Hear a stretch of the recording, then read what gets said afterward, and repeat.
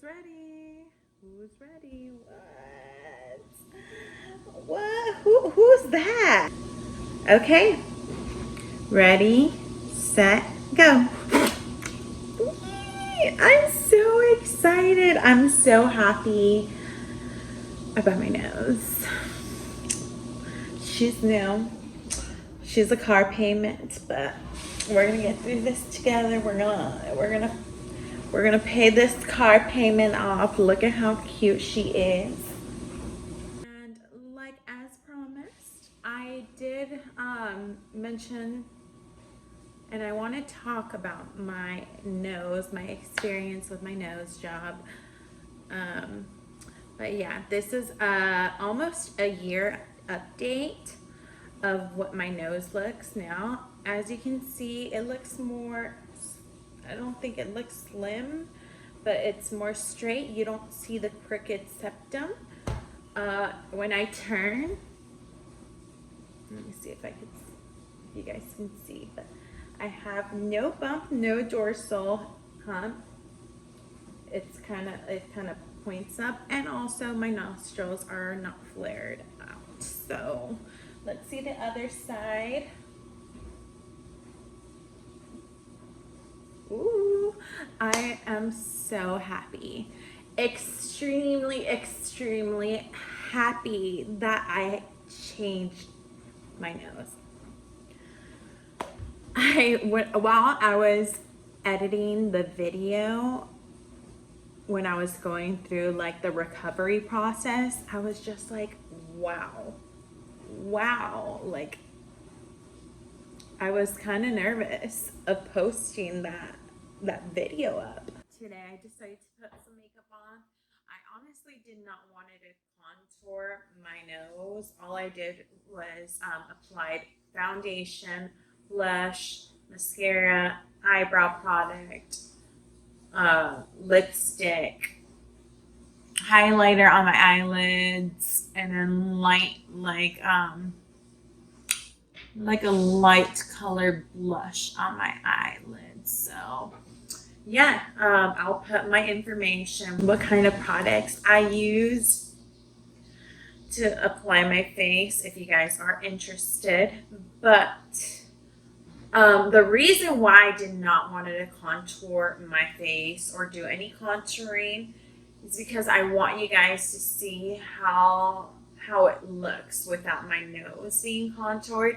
And if you guys want me to do like a makeup tutorial of how I did this look with the contouring, so you can see the difference between with no contour versus with contour, it does make a huge difference. Like my nose looks more slimmer or asymmetrical when I contour my nose. So it looks pretty when I do it. So if you guys want to see that, go ahead and comment below.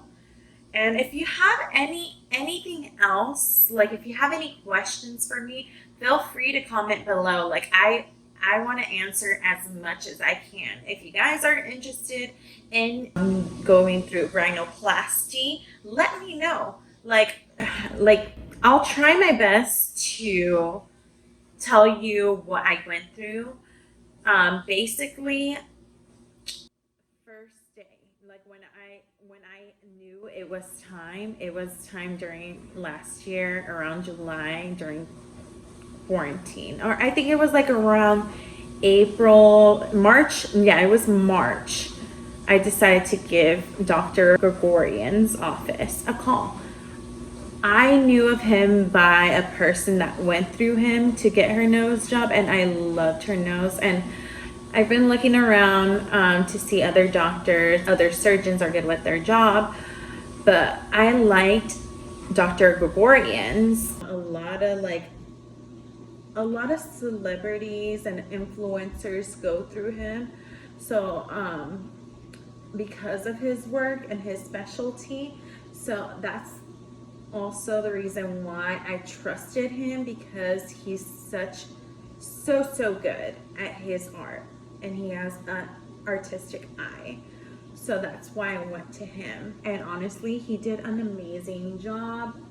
As you can see, But on the first month when I made that call, I was like, okay, I've been waiting since 7th grade.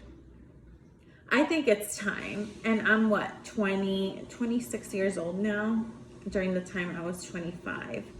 So I was like, okay, it's time. I've been waiting since I was like 12 years old. Like, I've been thinking about it. Should I do it? I know, like, I don't want to and all this stuff. I had that fear of like, what if I turn out to be botched or something like that? Like, what if it makes my face look more weird? You know what I mean? But honestly, I am glad that I made that step. Especially, I trusted the person who is really experienced at his job. And so when I called, the appointment was so fast. I think it took about like a week for him to call me back to get a consultation with Dr. Grigoryan. My friend that went through him, she had to wait 6 to 8 months, almost 6 months, 6 months of waiting just to see this surgeon. But for me, it took about a week. And then once I was done talking to him, it was through Zoom. We were talking through Zoom. And as soon as we were done, I got a call immediately from his office asking me if I could come in next month, which I was shocked because my friend, she had hers done a few years ago. It took a while to even talk to the surgeon. Also a while to wait for her surgery date. So I thought that was pretty cool that I got myself in like that within a month.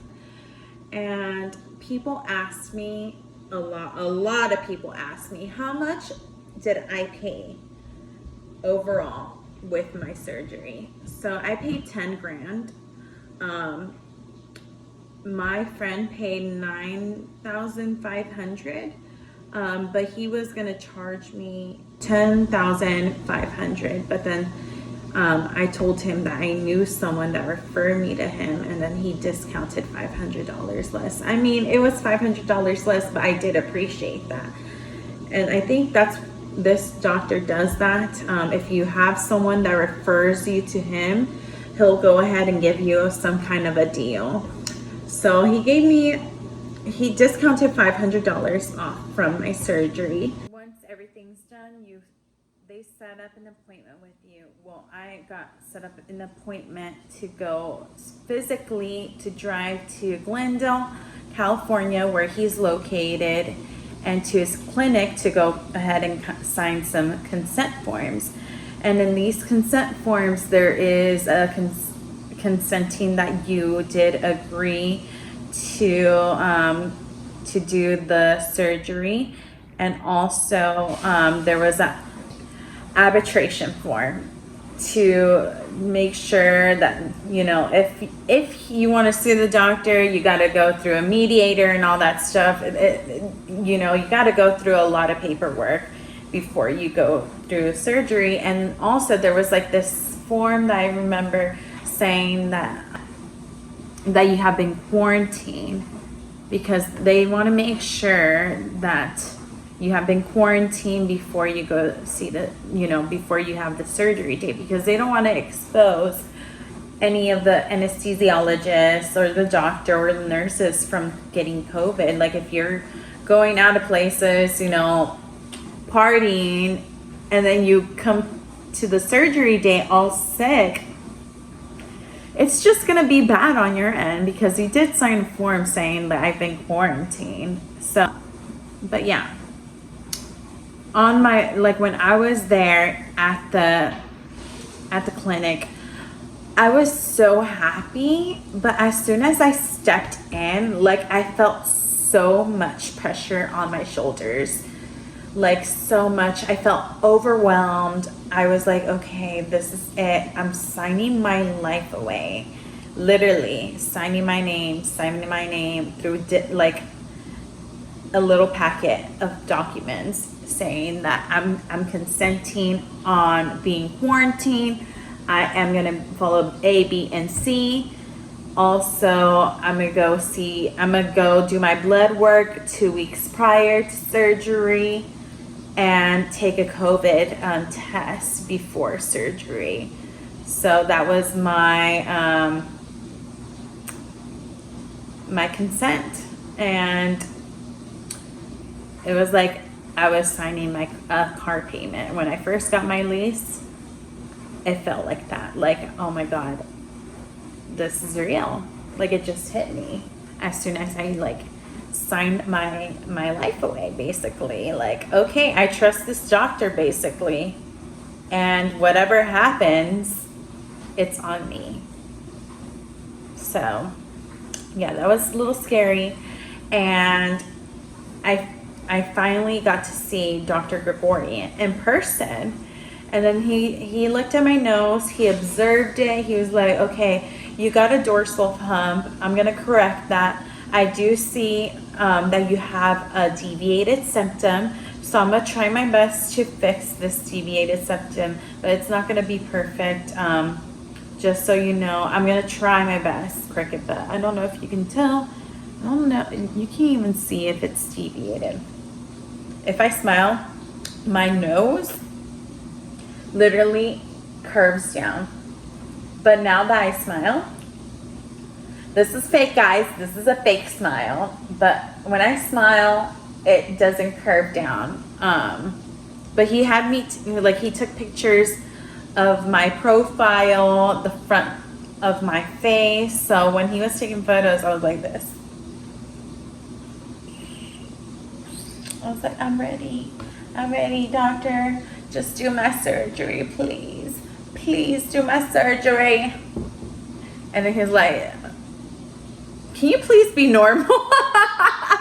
And because I did smile, I was like, I was just so excited to see him. I'm like, oh my God, like if he was like a celebrity, I was like, oh my God, I've been hearing a lot about you. Like, I just can't wait to do this thing. Let's do this thing. Can we just do it anytime sooner? I'm nervous, but I'm so excited. I am ecstatic to be here. Like, you don't know how ecstatic I am to see you. So I was basically smiling, and I was like, and then he was like, okay, I don't smile because I just want to take serious photos. And like, oh, okay. So we did that, and then as soon as he was gone, the receptionist, I don't know what they are, I think it was like the financial director, she came in, and then I had to pay up front. So I paid up front. I paid 10 G's right then and there. And then she was like, okay, now that I got the money, let's go ahead and break down what you need to do. I was given a form of what to do prior and after surgery. So in the form, it says, do not eat 8 hours before surgery.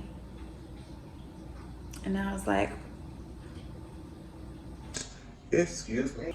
I love food. I like my Gatorade.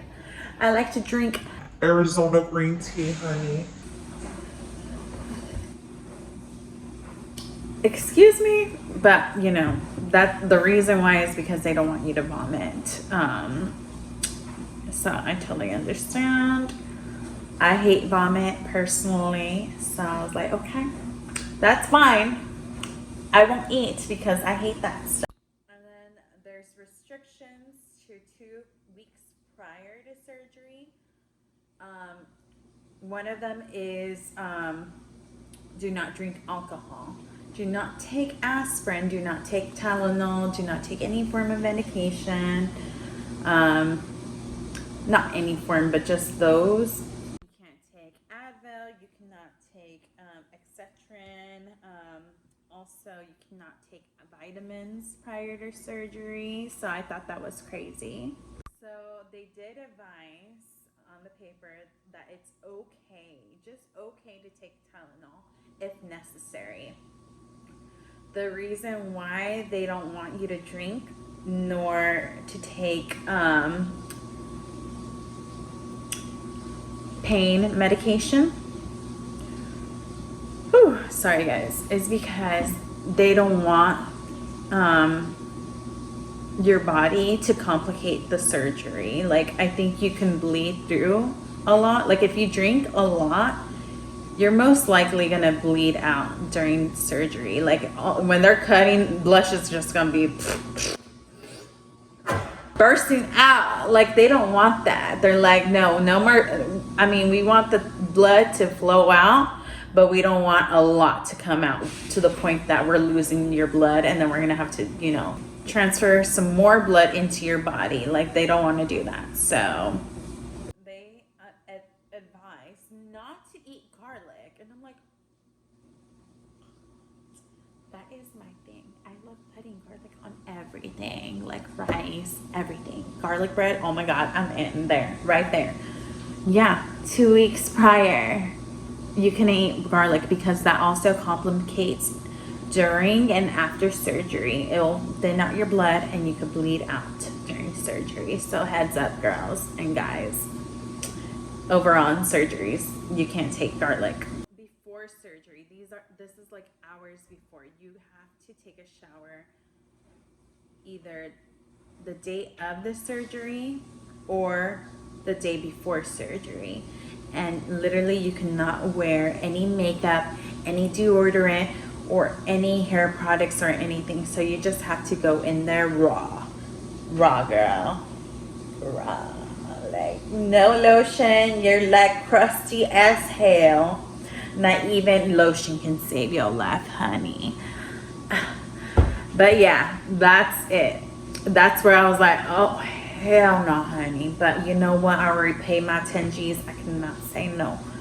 But to think about it, if you had makeup on, if you had mascara on, and during the surgery, but they're making incisions here and here, but if a little flake of mascara goes onto your cut, that can create a bacterial infection. So it's best to just follow the rules instead of just be like, but you know, I want to look kind of decent during my surgery and after. No, don't do it.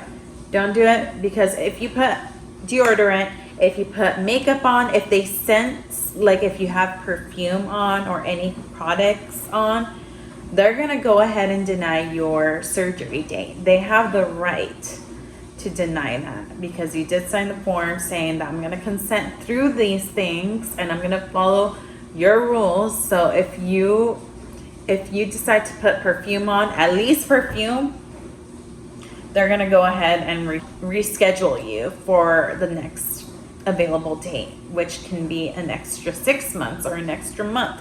So I did not want to do that. I was like, you know what, I'm just going to follow the rules, because it's best to do that. Play the doctor's rules instead of your own rules. You get that? Mm-hmm. And on the post-operation, they do advise you to bring someone with you on the day of surgery and to wait outside or come back like 2 or 3 hours later after you're done, so they could wheel you out to the car. They do advise to not drive after your surgery. You're going to be totally drugged up with anesthesia. Yes, do not go by yourself. Please have someone there for you. Even when you come home, you have to have someone here to babysit you, basically, to caretake you. Because on my first day after surgery, I was blacking out, coming back in, I was like I was gone. Like, literally, I was done for the day. I slept through that day. My head was throbbing. My nose felt weird, also was hurting. I was taking narcotic pills, codeine mixed with Tylenol, all that stuff. So the worst thing, but it was worth it.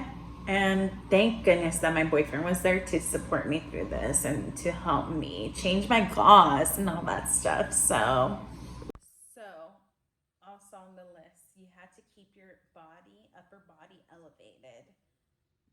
have like a few pillows on your back. Keep your head up.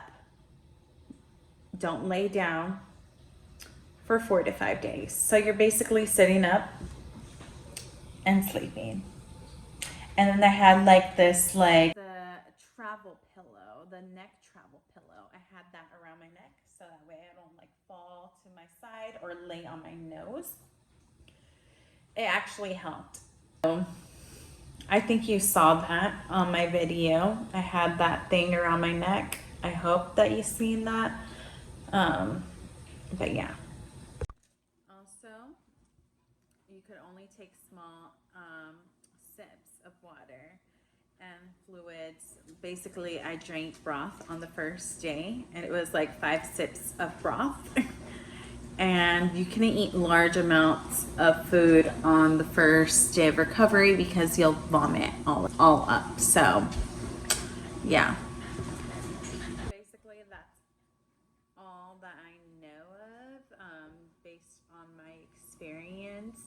Now, after the video that was posted, a little bit after, my nose was still swollen.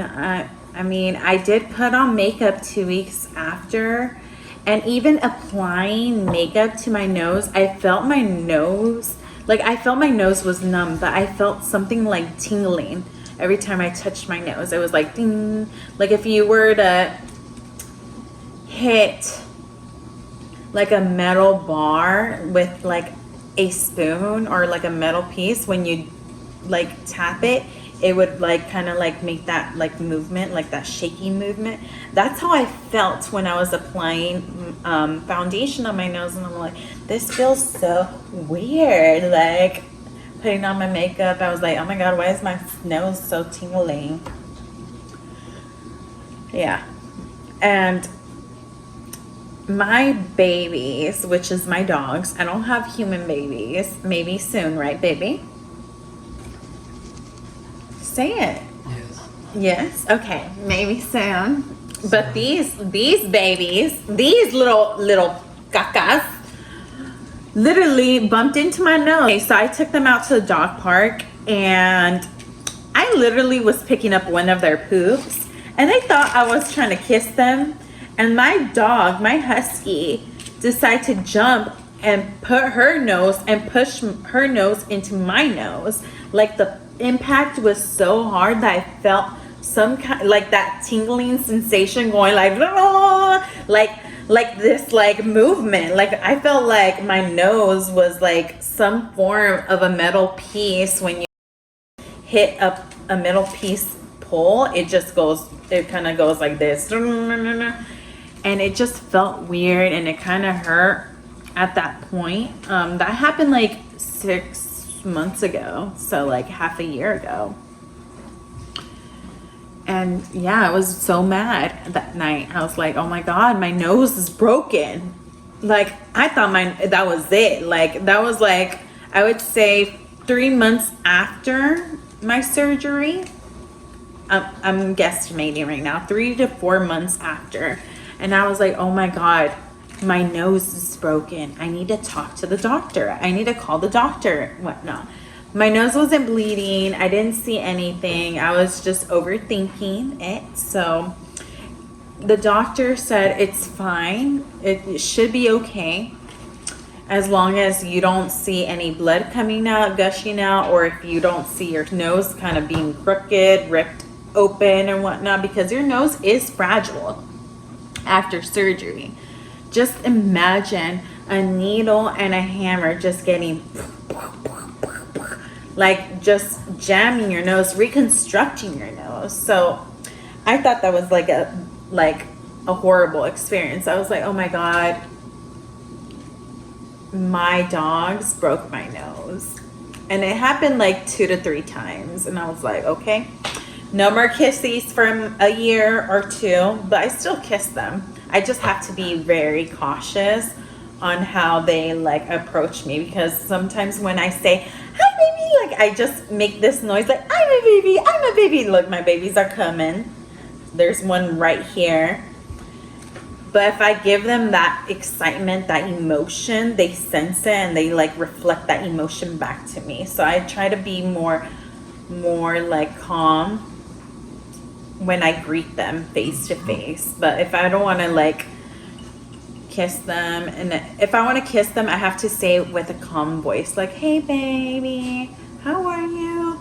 But even like that makes them more excited to like greet me. I don't know, it's just a thing for dogs. But I sleep sitting up for about a good month, and then I started sleeping on my side, which I heard it's bad because if you keep on sleeping on your side, and if you're the type of person that sleeps on the pillow like this, and then your nose is like in the way, like your nose is gonna go like this. It's gonna start like just being crooked, and your septum's gonna be crooked. So I did sleep on my side, but I just slept. I had the pillow literally right here. I would never like put my face like this because I knew it would like mess up my septum. So I literally just slept like this.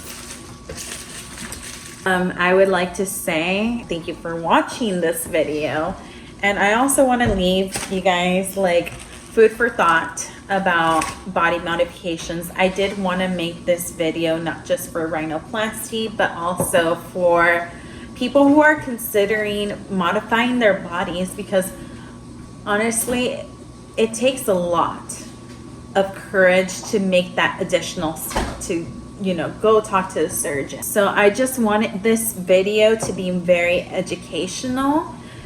Also,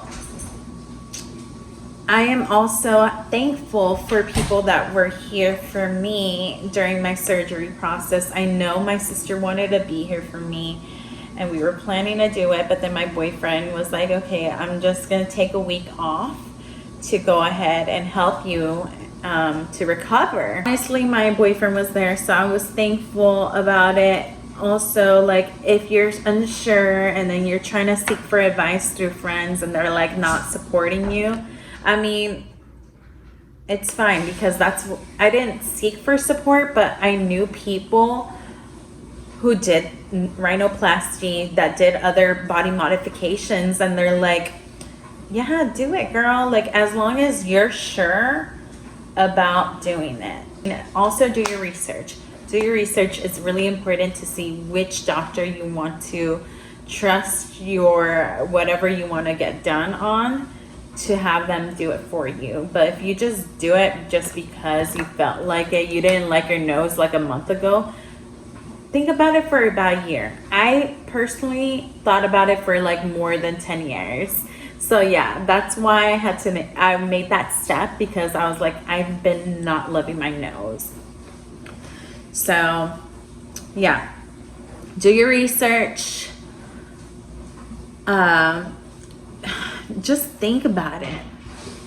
And then also after surgery with the rhinoplasty, don't think that it's the end of the world, because it will definitely be swollen. My doctor said my nose is still swollen after almost a year. He says my tip is still swollen. It's still swollen, and it's okay, because you got to trust the process on recovery. Because if you want like immediate results, you're not going to get it with your nose. It takes about a year to fully recover, a year for your nose to get defined, and I'm almost close to it, and my nose is still swollen. The tip of my nose is still swollen, so like I don't think I could feel my nose. Oh, I kind of feel it actually right here, but I don't know about here where they actually did it. Like, I don't think I could. I don't feel anything. Like, it feels numb still. So it takes a while for the swelling to go down. So I hope you guys enjoy this video. If you like to hear some more of my nose, or if you have any more questions about it, please let me know, and then I'll make another YouTube video about it and just answering those questions. But honestly, for this channel, I do want to focus on fashion. I also want to focus on basically fashion. I love fashion. That's my thing. Also makeup, a little bit of makeup. I mean, I try to get into makeup, but I'll do it. But mostly I'm here for the fashion. That's my thing. I like traveling. I am a person that likes to do backpacking. My boyfriend and I just discovered that new hobby like last year, and I would love to take you guys on a trip, honestly. So next backpacking trip, I'm taking you guys with me. Also, traveling. I love traveling. So I actually went to Florida on April. Honestly, let me know what you want to see about me. Like, I have beautiful babies. I got beautiful doggies. Oh, baby girl, come here. I got beautiful baby. This is a Cocker Spaniel. Say hi. Hi, Chula. Hi, Chula. And if you guys want to know a little bit about me, go ahead and throw some questions down below. Q&A can come up soon, honey. Like, if you want to know a little bit more about me, a little insight about me, I'll go ahead and answer those questions as long as they're friendly and not creepy, okay?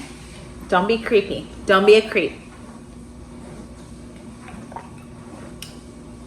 Yeah. Bye-bye.